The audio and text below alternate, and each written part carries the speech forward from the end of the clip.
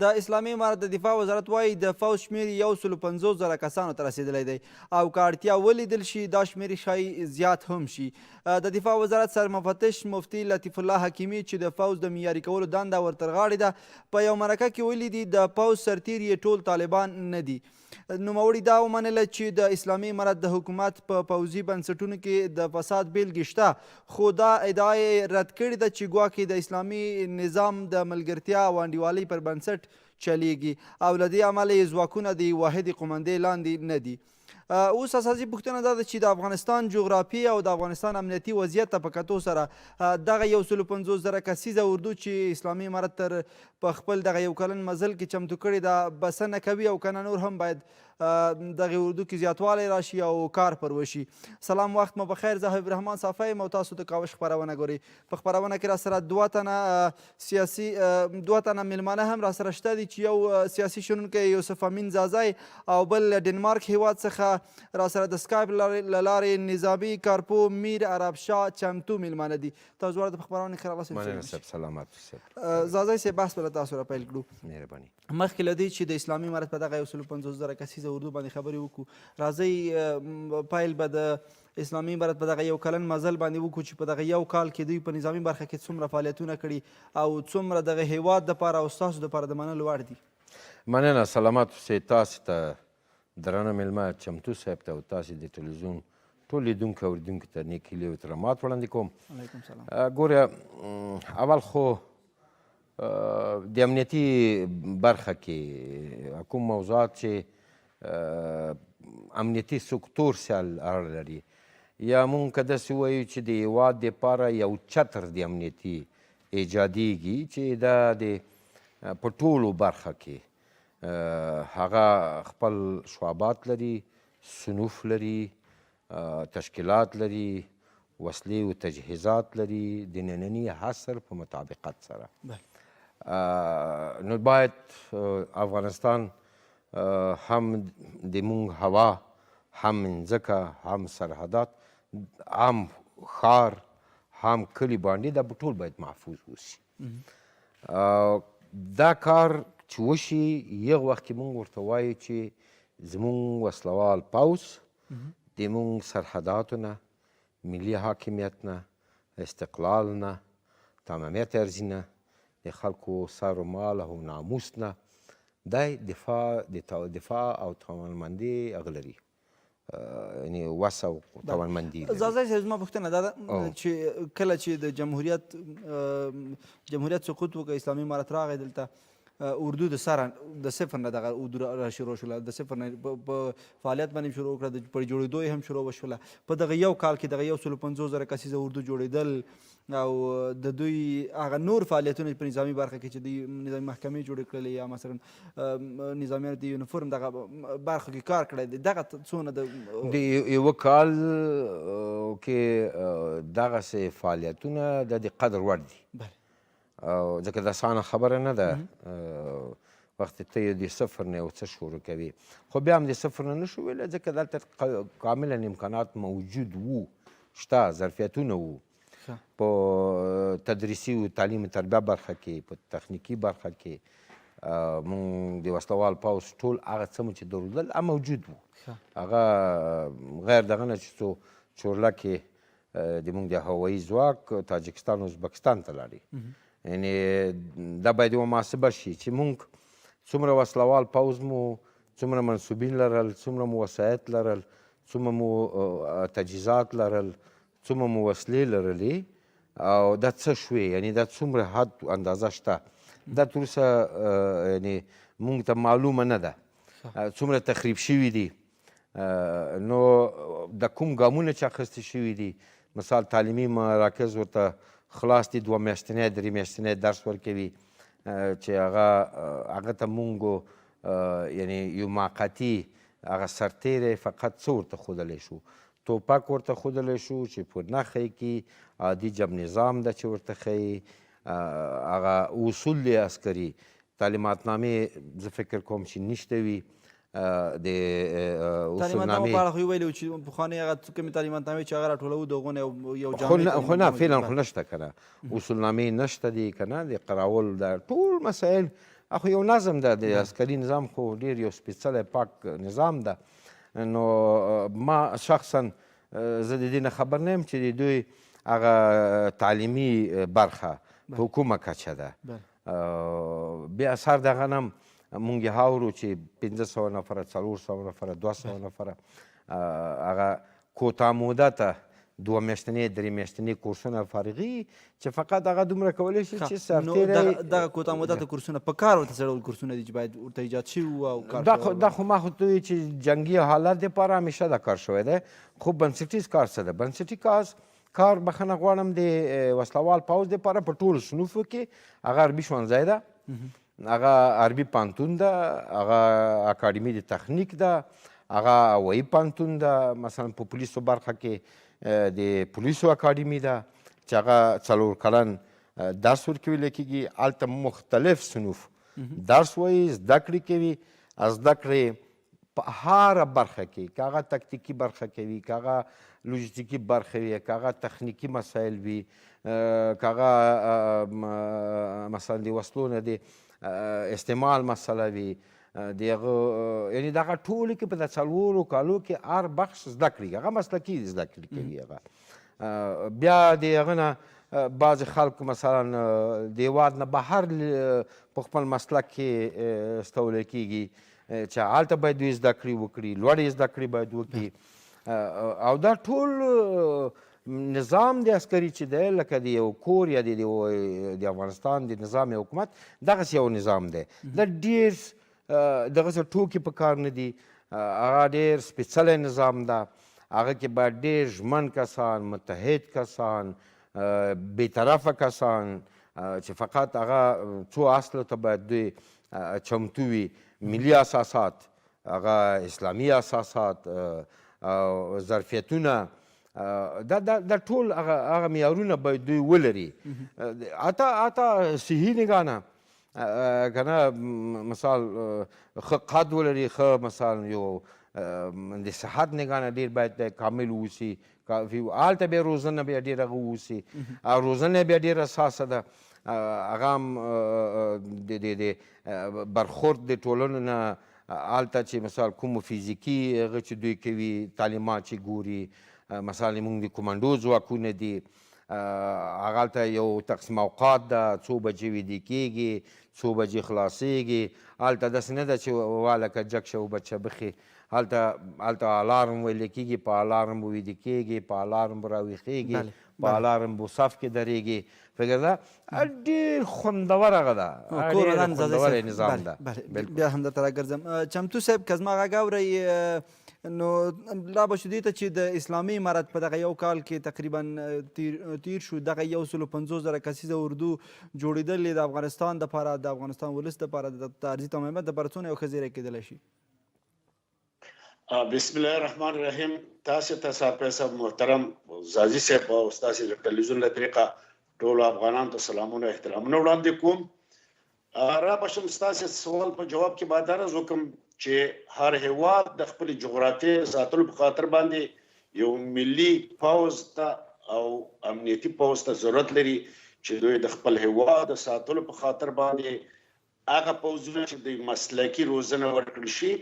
په ټولو برخو کې چې هغه د خپل سرحداتو نه وساتلی شي او مسلکي تدریس یا درس ورکړل شي هغه په نظامي برخو کې. ولې په تعصب سره زه باید داسې ووایم چې زه کومه چې زه خبر یم فعلا دپاره د افغانستان د اسلامي امارت د حکومت د حاکم دغسې قوتونه چې زه نه وینم چې هغوی د په یونیفورم باندې ملبس وي او یعنې د اکاډمیګانو یا د نظامي اکاډمیګانو نه دوی فارغ شوي وي او دوی په منظم شکل باندې چې مخکې زاهد صاحب فرمایل چې دوی په اساس د یو نظام په اساس د یو قومندې باندې دوی د خپلو وظایفو توظیف کېږي. پیرادار چېرته لاړ ودرېږي، پیرادار چېرته پیراداري وکړي او افسر او سرباز چېرته اوسېږي او هغه وظایف بیرته روزمره کېږي. مثلا د کورنیو چارو وزارت په پولیسو کې د پولیسو دنده د عامه نظم ساتنه، د خلکو محافظت دي، د هغوی د اموالو سرد او د دوی د ټولو مسؤلیت د ټول هغه د ژوند د ټول برخو کې لري چې هلته ولسونه ژوند کوي، هلته خلک ژوند کوي. هغه وخت به موږ فعلا زه نشم ویلی چې اوس ملي اردو یا مسلح قواوې موږ په افغانستان کې منظم شکل باندې لرو. هغه وخت به زه دا خبره بیا هم ستاسې د سټډیو نه په ژوندي وکړم چې کله موږ ولیدل چې منظمه اردو په یونیفورم باندې چې هغه د دوست او د دشمن تفاوت وکولی شي او هغه یونیفورم ولري او دوی په واقعیت کې د نظامي زده کړو نه فارغ شوي افسران، سربازان او خورضابطان د هغې نه فارغ شي. هغه افسران چې د سرحداتو او سرحدونو د ساتلو په خاطر د هغوی زده کړې دي هلته باید توظیف شي. هغه چې په نورو وظایفو یا برخو کې روزل شوي دي په هغو کې باید توظیف شي. بله چمتو صاحب یو مسله باید یاده کړو. کله چې د جمهوریت سقوط وکړه او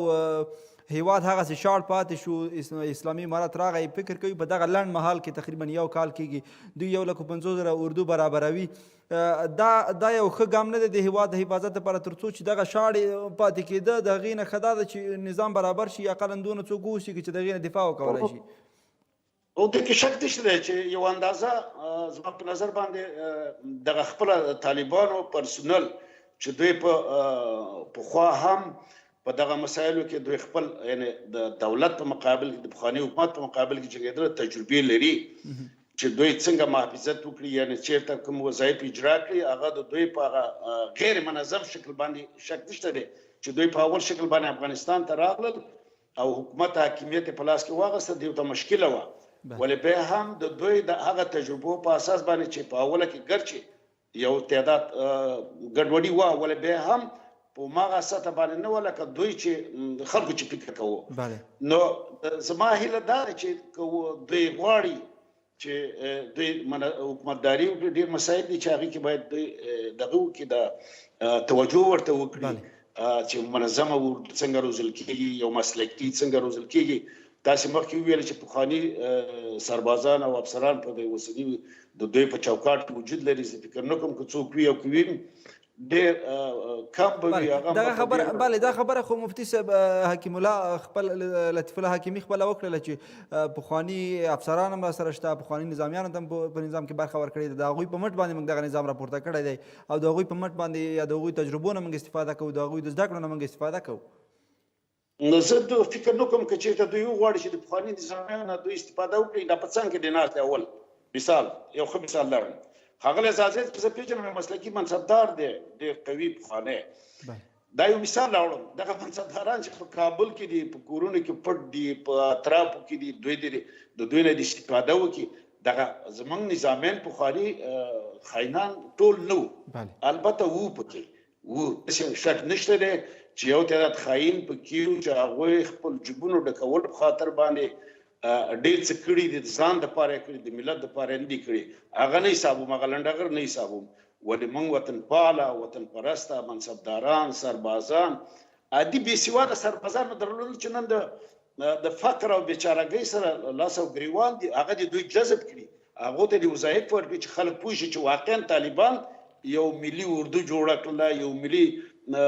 پولیس یې جوړ کړل او دغه نیرو کې یا دغه قوتونو کې د افغانستان د پخواني حکومت، یعنی دغه حکومت د اشرف غني حکومت پخوانی او شخصي نه حکومت و، هغه حکومت په ولس باندې کېږي. کله چې حکومتداري په ولس باندې کېږي نو پاچا یا د هغه رهبر د هغه ولس له خوا نه ټاکل کېږي. نو دا په دې معنا نه ده چې دغه ټول سرباز، افسر او منصبداران دي د چا شخصي واوسېږي. دغه ملي سرمایه باندې روزل شوي خلک دي، دغه هیواد بچي دي، تعلیم یې کړی دی، تحصیل یې کړی دی، اکاډمیګان یې لوستلي دي او سختې تېرې کړي دي، د وطن په خاطر یې دا کارونه کړي دي. دوی دغه خلک په علني شکل باندې اعلان وکړي. دوی وایي چې ما د ډېرو نه اورېدلي دي چې غیر د طالب نه بل څوک حق نه لري چې زموږ سره په حکومتدارۍ کې پاتې شي. نو زه هیله من یم هغه څوک چې دا نظر لري چې غیر د طالب نه دوی ته د تغییر ورکړي. د افغانستان د مشترک د افغانانو ګډ کور دی او د خپل هیواد د ساتلو په خاطر باندې هر یو ژمن دی چې د خپلو سرحداتو نه د همسایه هغه هیوادونه چې زموږ په هیواد کې تاسې ګورئ د ایران نه حملې او توبرې په سرحد کې کېږي، پاکستان نه کېږي، په سرحداتو نه راوړي. د دغه په شکل د دقیق یعنی په دفاع وکولی شي د خپلو سرحداتو نه او په ښارونو کې د خلکو امنیت تامین کړي. په هغه صورت کې کېدلی شي چې یو منصبدار مسلکي روزنه ولري، یو مسلکي کدر واوسېږي، او په هغه صورت کې کېږي چې دوی مسؤلین د دوی نه پوښتنه باسپورس وکولی شي چې ته هغه وظیفې یا هغه دندې ته چې ګمارل شوی یو شخص چې ګماري، یو افسر، سرباز، خورزابط، هغه د هغوی د خپلې دندې وظیفې وي خپل مسؤل ته، او مسؤلین باید مسلکي خلک وي، په مسلک باندې پوه وي، نظامي او نظامي بخش باندې دوی باید زده کړې کړي وي. په هغه صورت کې کېدلی شي چې خلک دلته په هیواد کې د جنایتونو کچه ټیټه شي. تاسې ګورئ اوسه سرونه به بر دي تر دغه ځای پورې څڼو پورې، هغه یونیفورم نه لري، په ښار کې ګرځي، ټوپک ورسره دی، یو څوک رانیسي پر یو عادي خبره باندې وهي ټکوي. بله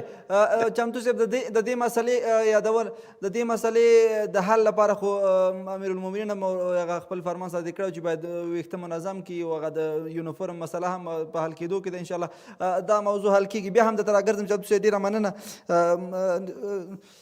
تاسو ته که راشم زازی صاحب،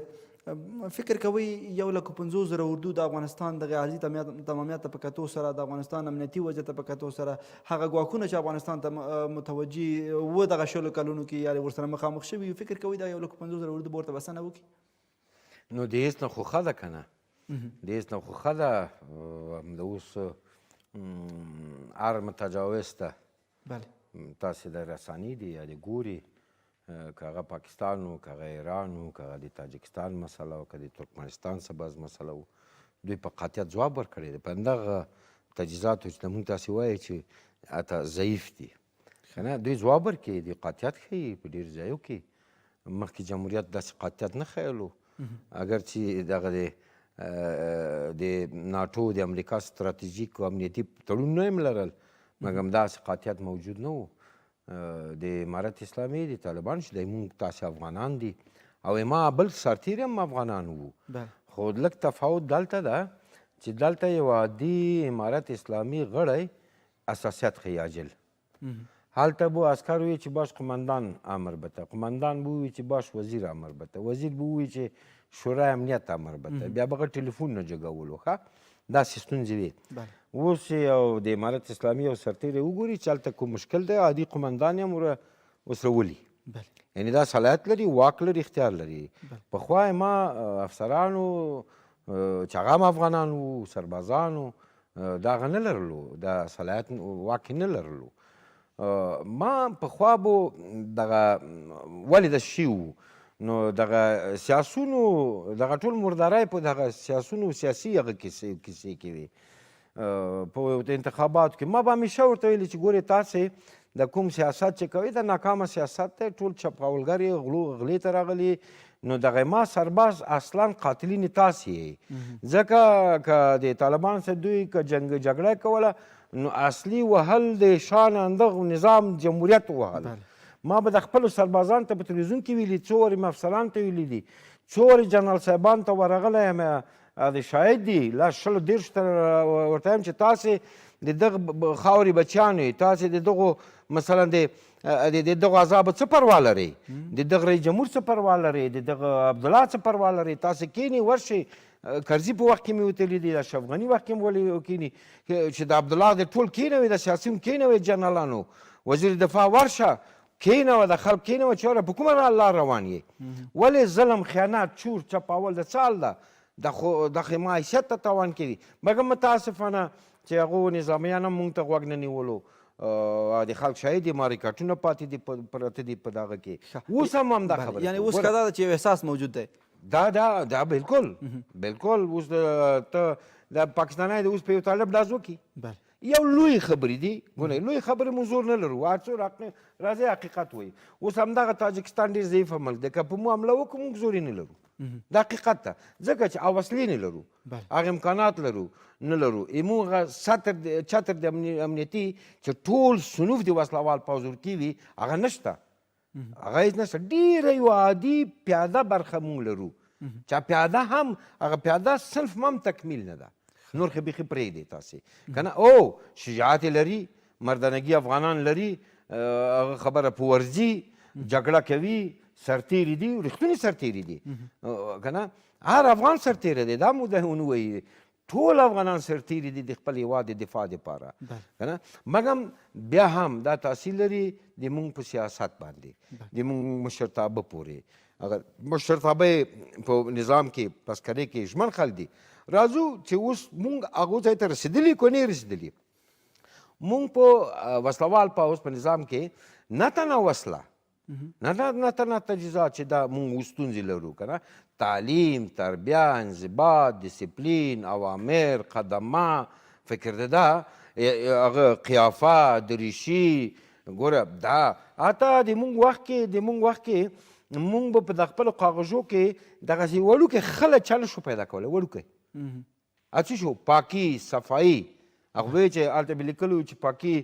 صفایي نیم ایمان ده نو چې هغه دغه مو بسترې به داسې عیارېدې چې دغه خطونه دي هغه څه دي کمپلې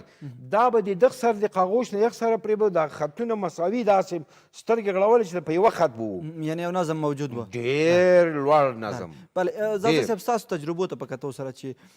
په نظامي برخه کې هم پاتې شوي یاستئ په دغه 20 کلن جګړه حتی دغه 40 کلن جګړې تاسو تېرې کړي دي څومره اردو د افغانستان ضرورت لري دغه عارض تمامیت څونه اردو داسې منظمه اردو وجود ولري تر څو دغه خاورې ساتنه وکولی شي موږ څو نظر لرو که اوسني وضعیت ته وګورو د نړیوال تروریزم ته وګورو دغه ظالم ګاونډیانو ته وګورو د انګلیس بچی راته په څنګ کې راته پروت دی پاکستان ولې نه پوهېږو چې د انګلیس بچی دی هر چا ته کوکې وي چې خلکو انګلیس خپل بچی پرېښی دی څوک هغه بیا هم هغه بچي سره انډیوالي ده هغه ده ګوره ایران د سیمې منطقه که په دغه وضعیت کې وو مو یا قومي مدرنه وسلوال پوځ ته ضرورت لرو چې ټول صفوف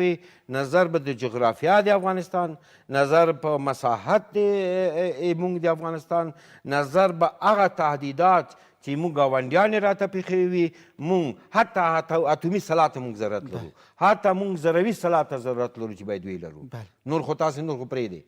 ځکه که دا مو ونه لرو چارګر دغه خلک مونږ اټومي ذروي سلاح نه هغه دي اټومي سلاح لري ذروي سلاح لري پاکستان پنجاب یې لري دا د انګریز بچی څه دی لمسی دغه دی لري زه یې څنګه ونه لرم حتی اټومي سلاح ته موږ ضرورت لرو چې د پنجاب ځان وخورلو ور ویشله ورته یو قوي او مجهز اردو ته ضرورت لرو مطلق کور ودان زازي صاحب او یوه خبره دا ده که چېرته نړیوال موږ سره په دغې باس کې کښېني سره د سیمې هېوادو یعنې موږ نه مثال وایي چې امارت اسلامي نه موږ هغه ډار لرو حراس لرو چې موږ مداخله ونه کړي راځه دا بحث دې ولسه وکړي د نړیوال موږ څه ته نه غواړو تاسې موږ ته تضمین راکړئ نړیوال او سیمې هېوادونه دې ټول افغانانو ته تضمین وکړي چې مداخلات بندوئ تورستان به نه روزئ تجهیز تمویل کوونکي چې د 15 کاله تاسو یې دا به نه کوئ ډلو ټپلو ته وسلې نه ورکوئ ایمو کارو کې مداخله نه کوئ موږ هېڅ اردو ته ضرورت نه لرو ایمونږ پولیس ایمونږ سرحدي ځواک ایمونږ امنیت ایمونږ کشفي ادارې د افغانستان لپاره په کفایت کوي یعنې زه دایما هغه ده یو پیشنهاد ده دغه بحث ته د نړیوالو سره موږ حاضر که موږ نه ډارېږئ نو راځئ اول تاسې موږ ته تضمین راکړئ د نړیوالو په کچه که نه یو داسې هېواد دا وګڼئ چې هېڅوک حق نه لري د موږ عمرات کې هغه کړي دا یو بحث ته ضرورت دی هغه ځای کې بیا موږ نه مه ډارېږئ نه تیاریو ته ضرورت لري نه ټانک ته نه وسلې ته نه توپ ته هېڅ ته هم ضرورت نو دا تضمین ته بیا ضرورت لرو د نړیوال یو ضمانت باید نړیواله بالکل کور ودان چمتو صاحب څه ډول یوې اردو ته ضرورت لرو مخکې یو زادي صاحب هم ورته اشاره وکړه غواړم ستاسو نظر هم واخلم په دغې هکله باندې مننه کومه اصلا هدف دلته دی چې اردو د یو هېواد اصل دی چې هغه تخنیکي اړخ دی که راشو په تخنیکي اړخ باندې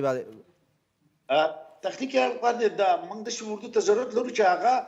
ملي منافعو ته ژمن خلک وي هغه داسې څوک وي چې هغه رهبري او سوق د وطن په خاطر باندې وي د وطن د آبادۍ په خاطر باندې وي د ګروپونو د ډلو له ټپلو پورې چا پورې سیاسي دغه ونه لري تړاو ونه لري پس هغه وخت کېدلی شي چې موږ یو قوي اردو ولرو چې هلته مرکزیت د حکومتدارۍ سیستم پر دې باندې حاکم دغه صلاحیت او تاثیرات ولري او منظم وروزل شي هر کله چې یو اردو منظمه مسلکي وروزل شي د خپل هیواد د سرحداتو نه د دفاع په خاطر باندې او د خلکو د عامه نظم ساتلو په خاطر باندې د دوی هغه کړنې او هغه اجرات چې ولس ته کوي دغه خلکو ته دغه نیروی امنیتي پولیس او سرحدي قوتونه چې په سرحداتو کې د ژمن اوسي د خپل هیواد خلکو ولس ته هغه په هغه صورت کې کېدلی شي چې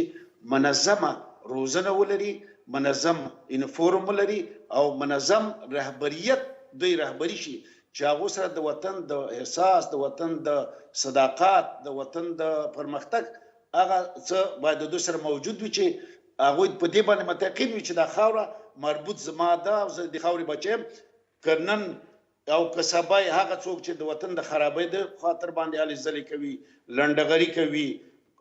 جنگي ډلې جوړوي د هغوی په ضد باندې دوی کولی شي چې خپل اقدامات وکړي په هغه صورت کې چې دوی نظامي پوهه ولري او نظامي زده کړې ولري او دغه وطن ته ژمن اوسي نه موقتي شکل باید په دایمي شکل باندې خپل هیواد نه مدافع بله چمتو صاحب اوس خو 1,50,000 اردو برابره شوې ده تقریبا اوس په تخنیکي لحاظ څه کول ورته پکار دي ځکه دونه اردو لرو چې اوس ورباندې د دښمن نه دفاع وکولی شو دونه اردو لرو چې اوس د فساد مخه به ونیولی شي اوس د دې دپاره چې دغه اردو منظمه شي مجهزه شي او دا په تخنیکي او په نظامي لحاظ په مادي لحاظ په ټولو امکاناتو باندې پوره واوسي څه ډول یو دریځ ته اوس ضرورت دی ګورې صاحب صاحب خبره دلته ده چې موږ ډېرې قوي وسلې درلودلې په تیر نظام کې هغه وسلې ټولې د دوی سره دي د طالبانو سره په ورقه کې دي د دوی په اختیار کې دي د دې لپاره چې دوی وکولی شي څنګه د دغه وسلو د زده کړې په خاطر باندې دغه وسلو وسایطو د زده کړې په خاطر او منظم استفادې نه دوی څنګه کولی شي استفاده وکړي یوه خبره مهمه ډیره زیاته مهمه د حکومتدارۍ دپاره تعامل د هغه بینالمللي ټولنې او خارجي هیوادونو دی چې دغه حکومتونو د رسمیت پېژندلو په خاطر باندې بینو کېدلی شي چې که نیمګړتیاوې زموږ اردو زموږ مسله قواو کې موجود وي د هغوی د همکارۍ پرته زه فکر نه کوم ځکه افغانستان ستنه نشي جوړولی سوریب کې وکړي نو دوی به هغه وسلې او هغه وسایط او وسایل به د کومه کړي چې دوی تجهیزات قوي او موډرنه تجهیزات باید ولري د دې په خاطر باندې چې طالبان وکولی شي په افغانستان د افغانستان په ولس باندې منظم حکومتداري وکړي دوی د جهان نړیوالو او سره یو تعامل ته ځان نږدې کړي او موافقې ته دې ورسېږي تر څو نړیوال دوی په رسمیت وپېژني او هغه نیمګړتیاوې چې دوی کړي دوی باید هغه د مخه ایسته کړي او د افغانانو د هیوادوالو او د نړیوالو هغه معقول نظریات چې لري هغو ته دوی غاړه کړي بس کولی شي چې افغانستان د آینده دپاره د یو قوي حکومت خاوند وي او دغه تجهیزات چې دوی که نیمګړتیا ولري په آینده کې هغه هیوادونه چې د دوی سره تړونونه نظامي امضا کوي په اصطلاح باندې لاسلیک کوي دوی زموږ د اردو او پولیسو د پرمختګ او د هغوی د روزنې په خاطر باندې اړین دی چې بینالمللي ټولنه او خارجي یو تعداد هیوادونه د افغانستان د حکومت سره مرسته او کومک وکړي بله کور مو ودان ډېره زیاته مننه ګوره د نننۍ اردو د مخکنۍ اردو ته ما ټولو مجاهدینو ته توصیه دا ده هغه اشتباه ترسره نه کوي چې تا قمندان تا مشر دلته بنګلې واخلي کورونه واخلي او ته ورته ولاړ وي سترګې غړوي لکه پخوا مجاهدینو به عسکر به بیچاره خړ ورته ولاړ و دا نو د هغه عسکر سم ظلم و او د دغه مجاهدینو سبا هم ظلم کېږي دا به د اوس صف وي هیڅ امتیاز یې څوک نه لري معاش کفایت دی ته کې ووایې که د بنګلو مجاهد دې که ولیدو که د مځکو مجاهد دې ولیدو که د موټرو مجاهد دې ولیدو مشر دې ولیدو بیا ما نظام د عسکري خرابېږي دغه مجاهدینو سره بیا ظلم کېږي دغه مجاهدینو سره ناروا کېږي پخوا عسکر سه پخوا ډېر ښه سربازان مو لرل ډېر ښه منصبین مو لرل همدغو مشرانو همدغو سیاسونو همدغه غلو